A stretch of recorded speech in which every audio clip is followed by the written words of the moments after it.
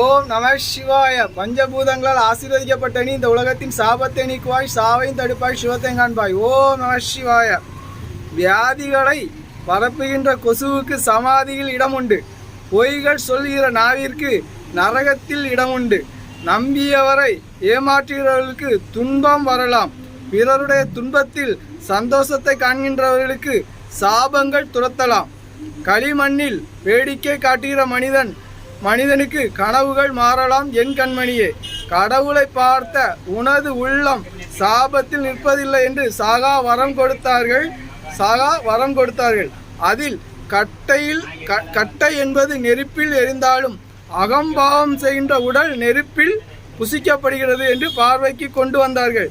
சிவனை தியானிக்க கூடாது என்று பொறாமை கொண்டவர்கள் பரிசுத்த உடலையும் தாய்மை குணத்தையும் இழக்கிறார்கள். உண்மை இல்லாத பொழுது ஒருவரை பெருமைப்படுத்துவது கடவுளின் குணம் என்றால் அசிங்கப்படுத்துவது சாபத்தின் குணம்.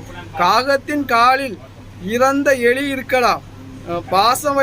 பாசத்தின் பார்வையில் ஆதங்கமோ கோபமோ வெறுப்போ வருவதில்லை என்று கண்டேன். இறைவனுக்கு செய்கின்ற வேளையில்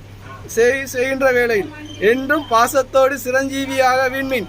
ஓம் நம சிவாய நாம உச்சரிக்கும் போது நரக கடலும் தலை வணங்கும் சிவமாக. ஓம் நம சிவாய.